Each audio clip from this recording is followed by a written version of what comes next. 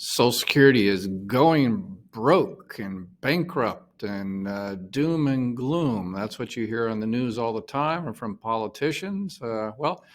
Based on my decades of experience on the inside of Social Security as the district manager of one of the busiest Social Security offices in the country, helping hundreds of thousands of people and talking to them about Social Security and Medicare and all the rest of it.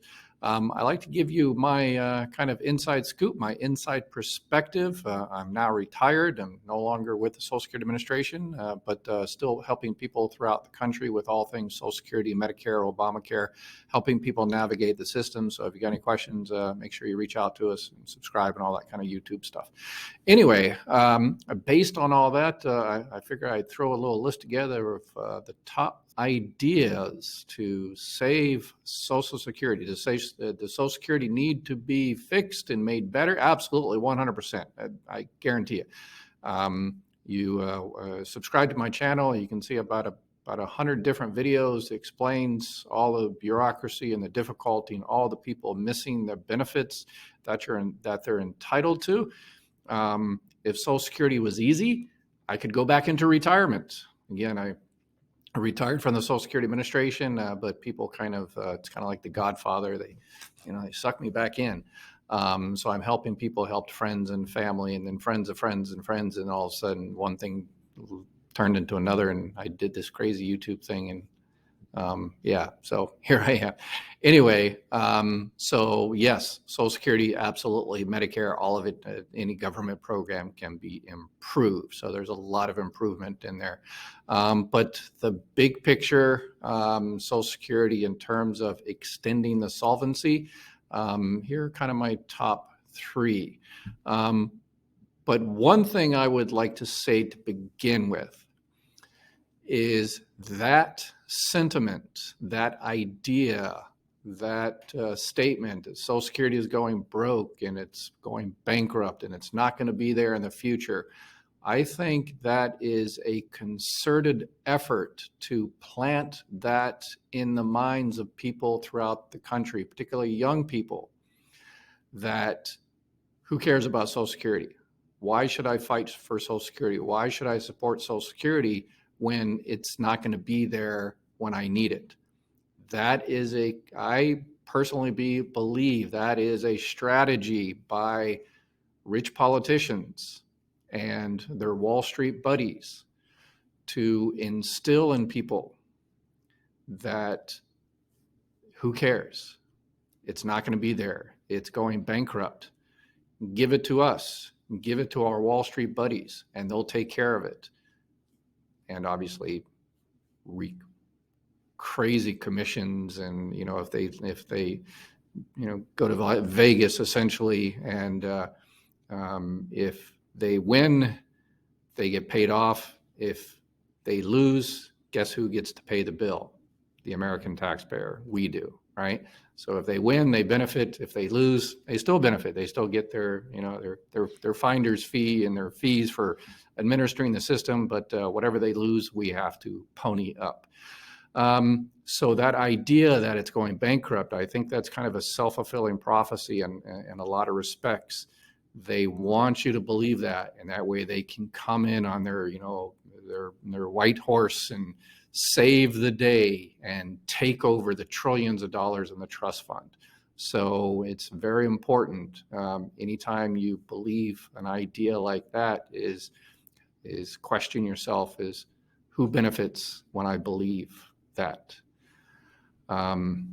People ask me sometime why I'm Dr. Ed Weir. I'm not a medical doctor. I'm actually an historian. I've taught history for a couple of decades at the university level. I'm an adjunct professor, and my specialty is actually intellectual history, the history of ideas and why people think what they think. So as I tell my students all the time, if you think something, ask yourself who benefits when you think that. Just like, that you should always ask, follow the money, right? So follow the intellectual money in this particular case. Okay, that's my university lecture for the day. Okay, so the top three. One of the most popular ones is extending full retirement age, which was already done in the 1980s. It's one of the reasons why the solvency of Social Security was increased, because in the 80s it was the Social Security retirement age was moved from 65 and incrementally added some months, and now for young people, full retirement age is 67 years old. So it's tapped out at 67 years old. One of the ideas out there is to do it again, and 67 and 6 months, and 68 and 69. Personally, I would disagree. I don't think that's the best decision, because that hurts the regular people out there that are working hard. There's a lot of professions out there that just can't. People just, laborers, mechanics. My father was a long distance truck driver. My mother worked in a breakfast diner.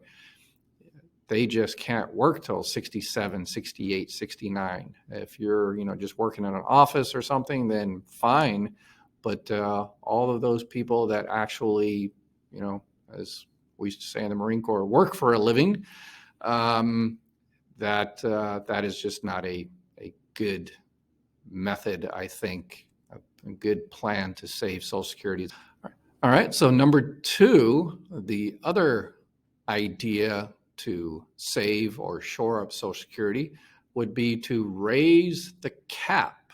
Right now in 2023, people pay FICA taxes, well, particularly the Social Security part of FICA taxes. Medicare, part of the FICA taxes, if you're making $1 million a year, $10 million a month, you're paying Medicare and essentially all of that.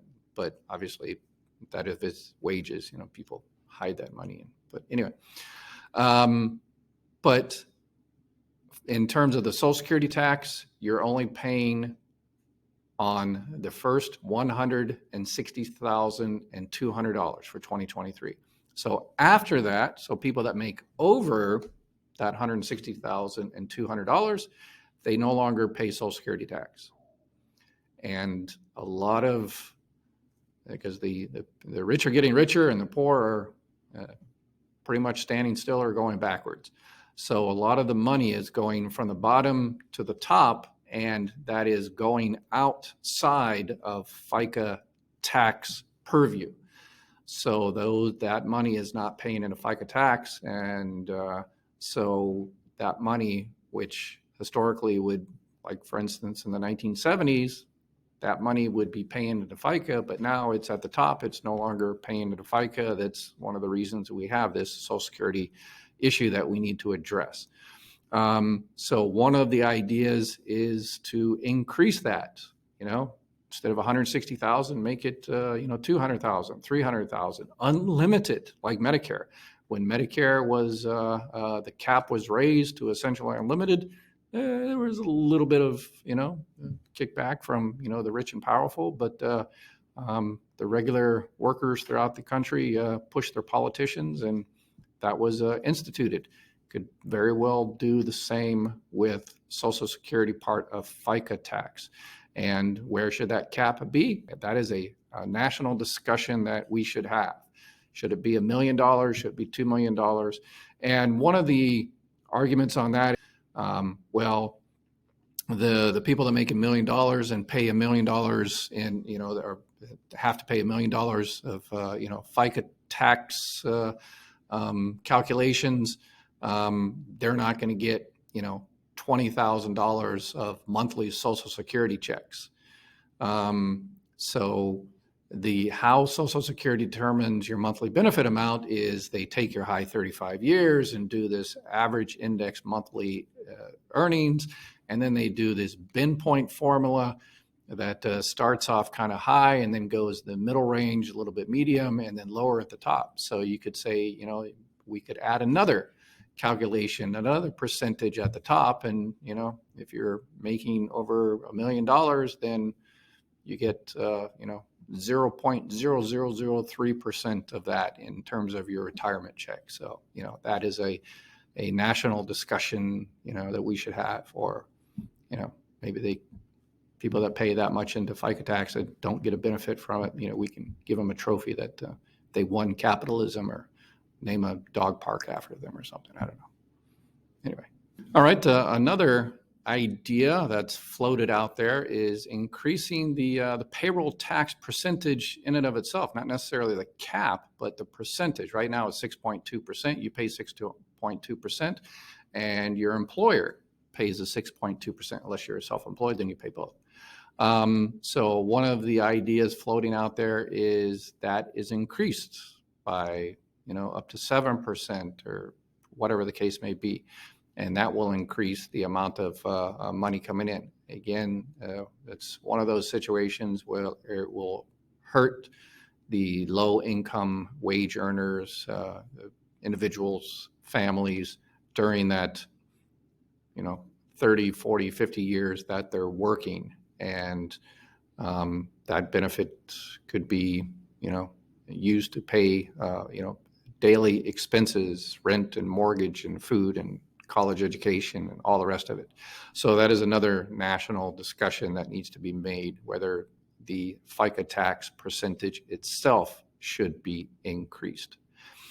Yes, another idea out there is decreasing the benefits for high-waged earners.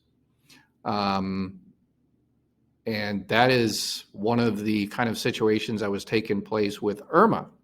So people that have Medicare Part B have to pay a premium every month once they sign up for Part B, and that's for 2023. It's $164.90. But if they're high wage earners, they pay more, up to $300, $400, $500 more per month.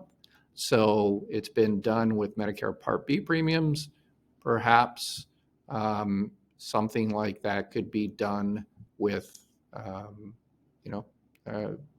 Social Security benefits themselves. If you're, 70 years old and you're making $1 million, a year,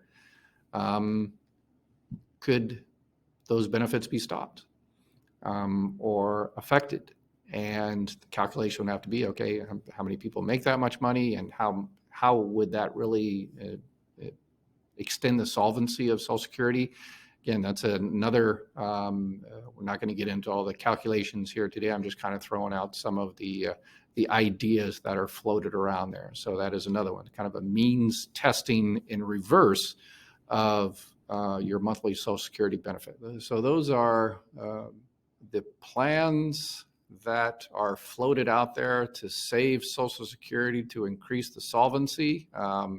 Make sure you comment down below which one you think is the best option. If you have another plan, make sure you comment below. The comments are mine alone, based on decades of experience, and essentially spending the last few decades talking to people about Social Security every single day, and hearing what they have to say. And those were possibly from my personal experience, some of the top ideas to increase the solvency of Social Security. But let me know what you think. And as always, subscribe and all that kind of good stuff, and click the bell and whatever YouTube type stuff you got to do to make sure everybody gets help that they need by watching the videos I have up here. So have a beautiful day, and we'll talk to you soon. Bye-bye.